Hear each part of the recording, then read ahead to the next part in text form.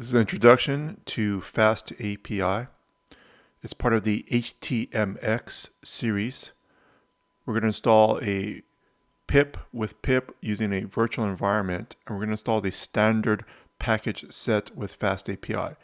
So put it in quotes, use a square bracket, the word standard, close the square bracket. The standard package installs a number of different packages, including UVcorn, which we'll need. So make sure that UVcorn is installed. We're going to use this to run the server. I'm using Cursor, but I've gone into Cursor and I've disabled the auto-complete or the tab completions on Cursor.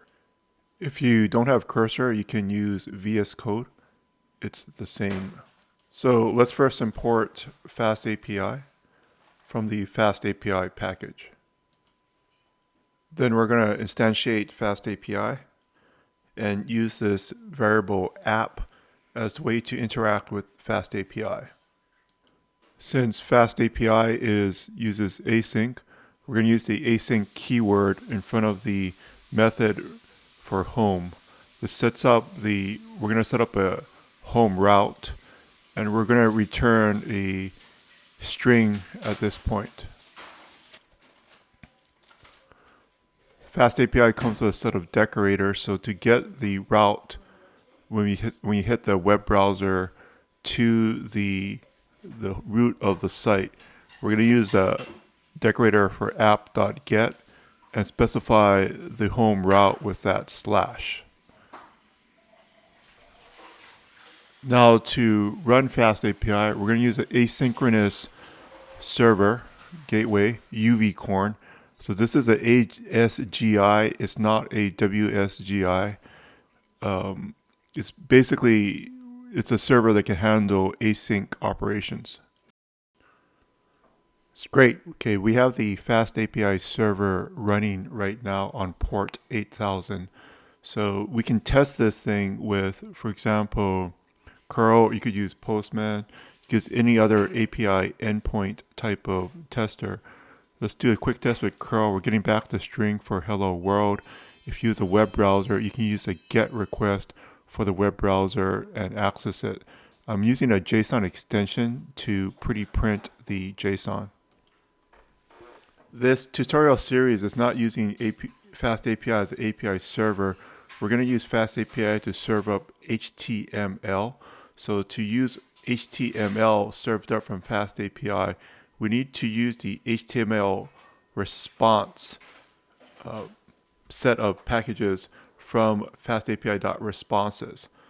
So on line 7, we're going to use the response class. We're going to set it to HTML response to tell the server that it should now serve up HTML instead of JSON. So within the string now, we can pass it a string for HTML. It's just a placeholder step so you can understand the concept of returning HTML from the FastAPI server. FastAPI does have templating, which we'll cover in the next video. But for now, let's pop open a browser. You can see that it's nicely formatted HTML with the default formatting of the browser.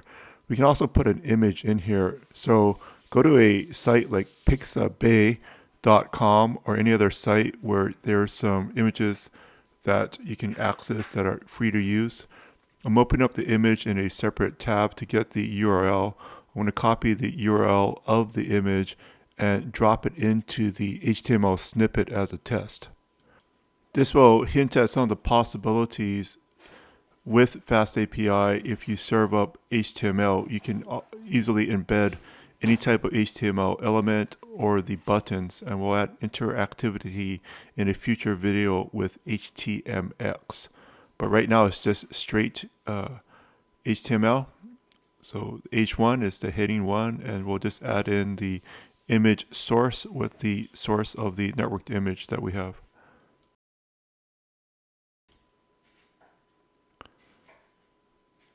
So we'll go image source, and we'll put the URL of the image that we got from Pixabay. And then we will refresh or set up to localhost :8000. we have the image there, and the bird is looking great. To make the styling a bit nicer, there's many different solutions. You can style the HTML directly in there if you want to, but I'm going to use a package in this video series called Tailwind CSS. I'm going to grab Tailwind CSS from a CDN, but if I just search on Google for the Tailwind CDN, it gives me one from, I think it's Unpackage or Play CDN. And I think this might be Tailwind 4. I want to use Tailwind 3 in this series because Tailwind 3 allows me to specify a certain plugin that I want for Tailwind, which will give me default settings for the styling. So instead of this JS deliver, I'm going to get it from the Tailwind site directly. This is serving up as of July 2025, version 3 of Tailwind. And I'm going to use this plugin typography. So there's a question mark plugins equals typography here. And we're going to specify the to use a typography plugin. One of the classes is pros. So I'll just set up a little bit more of the HTML. It's probably not necessary, but I want to add the plugin to the body. So I'm just going to set up the HTML, the head, and the body here.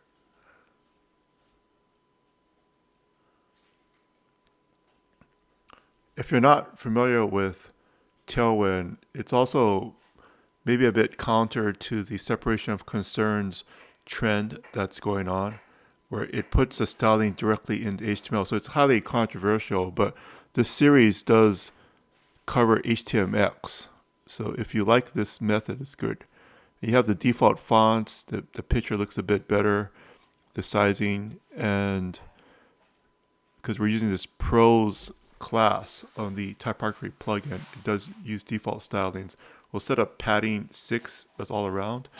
It's looking good.